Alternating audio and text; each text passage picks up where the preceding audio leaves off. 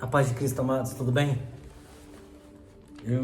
Nem bem cheguei em casa, meu dia é bem corrido, quem me conhece, mas eu fazia muito tempo que eu não gravava e eu precisava gravar. Então eu tô chegando, tô deixando minhas coisas aqui, deixei de ir pra academia porque eu precisava muito compartilhar com vocês essa mensagem. Então eu peço que você fique comigo até o final, curte, compartilha, comenta, mas não passa batido, porque é um tema extremamente importante.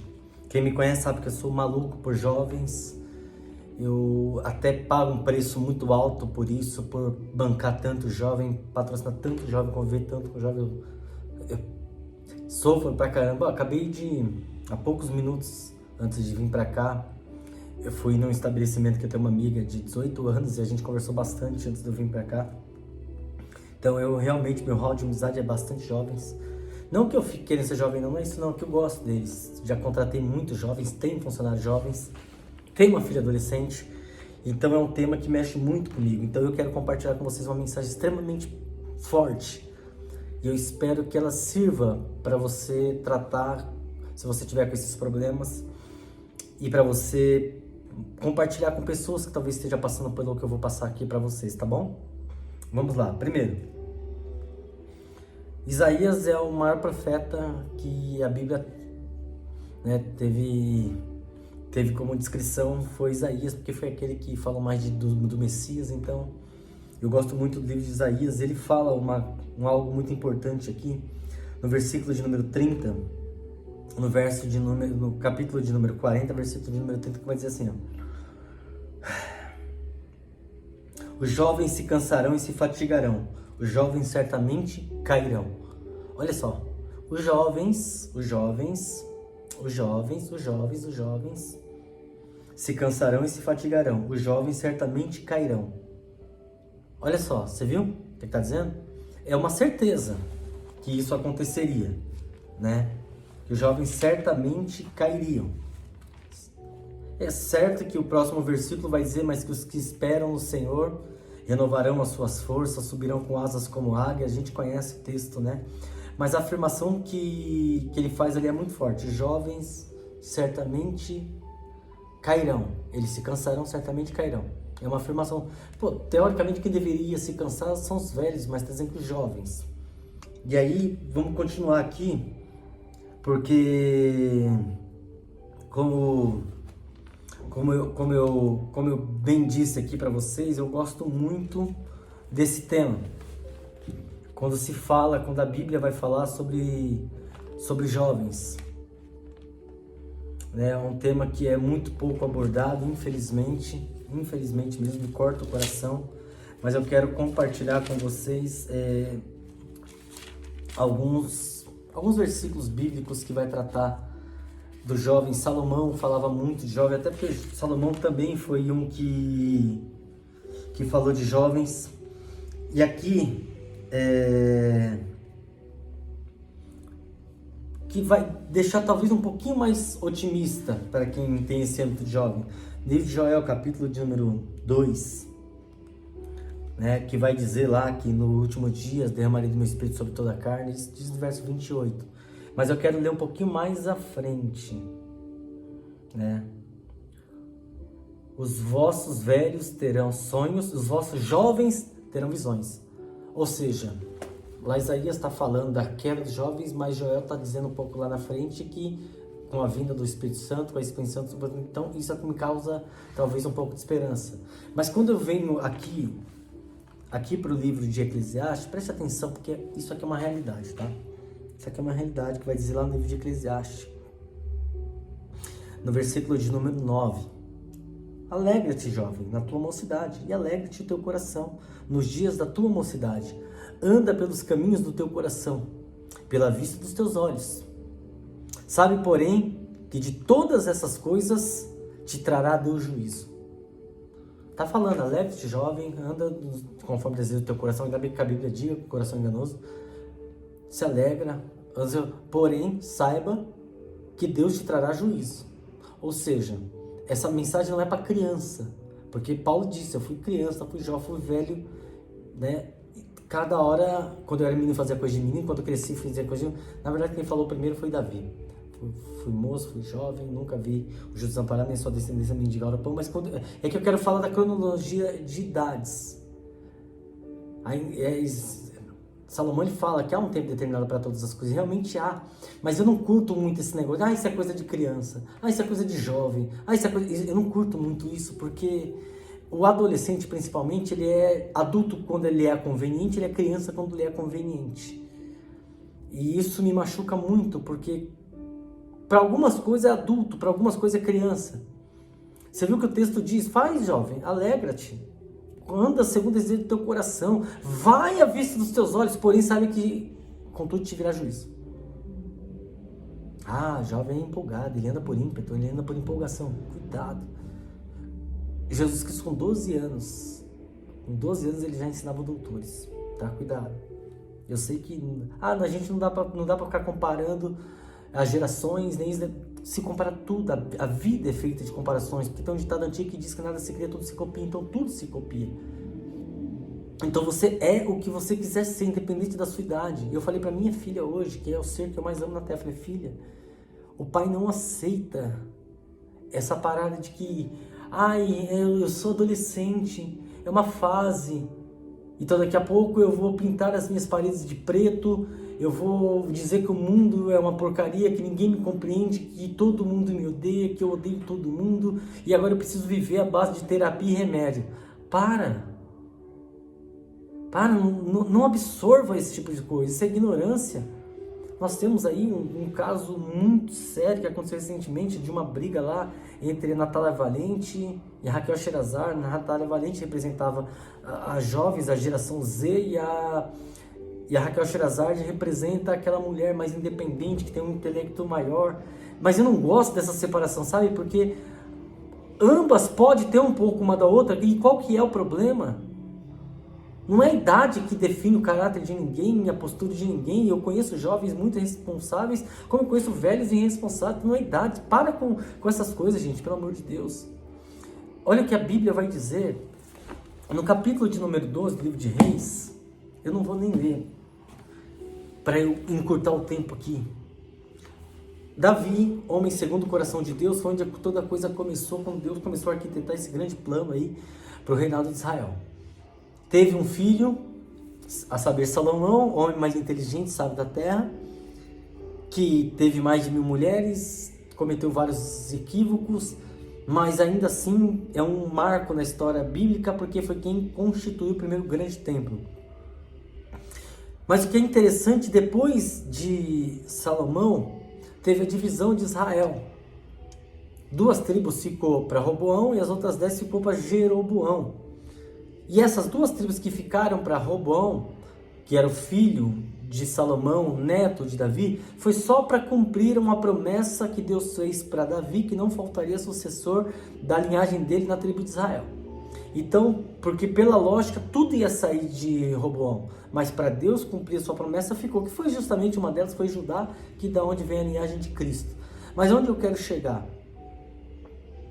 Quando teve essa linhagem de Roboão, ele era moço, e ele foi, com muita sabedoria, procurar os anciões de Israel para pegar conselho de como ele agiria, como ele conduziria o povo. E Deus foi lá, e os sábios foram lá e instruíram eles. Mas ele não aceitou aqueles conselhos, ele não curtiu a ideia daqueles sábios. Depois ele foi procurar a sua própria geração, jovens da sua idade, para se aconselhar. E agora eu começo a pregar. E começou a pegar conselhos. Porque a pergunta de Roboão foi, olha, meu pai, ele conduziu o povo com vara, ali na unha, com doutrina, Mas e aí, o que eu faço? Os sábios, os anciões falaram, olha, pega leve com o povo, tenha calma com o povo, tenha paciência com o povo, instrui o povo que tudo ao seu tempo vai chegar, Foi lá e instruiu ele. Quando veio os jovens, disseram, não, mas se eles açoitaram com ferro, diga que você vai açoitar com escorpiões, ou seja, você vai ser muito pior, você vai ser muito mais rigoroso. Qual que é o problema de você seguir uma linha, de você seguir uma história, de você seguir um princípio, quando Paulo, ele instruía Timóteo e dizia: Timóteo, fica naquilo que aprendeste. Tá, nós estamos acabando com as linhagens porque nós não queremos dar continuidade. E o que são os nossos filhos? São a nossa perpetuação, são a nossa continuidade. É uma mistura nossa com a pessoa que que coabitou conosco. Tá? Por isso que a Bíblia vai dizer que juntar-se-ão dois, né? E tornar-se uma só carne. Não é que o casamento parece da vida, não. Isso não é bíblico, não. Não é isso, não. Claro que a Bíblia não dá precedentes para separação, mas não é isso. Quando a Bíblia diz que tornar-se uma carne, é que juntou os dois, teve aquela corridinha lá do espermatozoide, aquele trem todo lá que fecundou o óvulo, blá, blá, blá, pum, e nasceu. Sua primeira conquista foi que você venceu milhares de espermatozoides. Então, por isso você está vendo esse vídeo, que você foi um campeão. Então, você já nasceu campeão. Então, para com esse espírito derrotista, porque você já começou vencendo. Então, juntar-se dois, tornar-se uma só carne, é isso aí. Juntou dois, tornou uma carne. Carne é a criança que nasceu. Por isso que antigamente era tido como maldição aquele que não podia ter filho. Hoje eu já não sei. Mas o que eu quero dizer com isso? Jovens, para, por favor, para. É difícil você pegar um jovem hoje que não esteja com a saúde mental destruída, porque entende que o mundo é uma porcaria, que ninguém o entende. Está aposentando todo mundo, pai não serve mais para nada, chefe não serve mais para nada, líder espiritual não serve para nada. O mundo é de vocês. Tem um episódio dos Simpsons muito legal, que mandaram os velhinhos tudo lá pro asilo e quiseram fazer o mundo sem os velhos. Não durou muito tempo, depois foram atrás dos velhos lá, porque não sabiam fazer mais nada. Geração Z chata. Eu não vou usar o termo que é usado para esses jovens, porque eu tenho alguém da família que tem esse nome aí, fica complicado. Mas vocês estão ficando chatos, vocês estão ficando insuportáveis.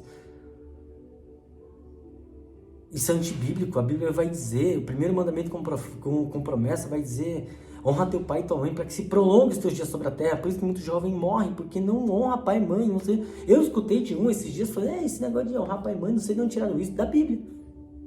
Da Bíblia. Foi daí que a gente tirou. Nós vimos vários casos aí de Larissa Manoela e vários outros também. Está se perdendo a coisa. Estão criando um mundo paralelo e acham que sabem de alguma coisa ao ponto de um instruir o outro.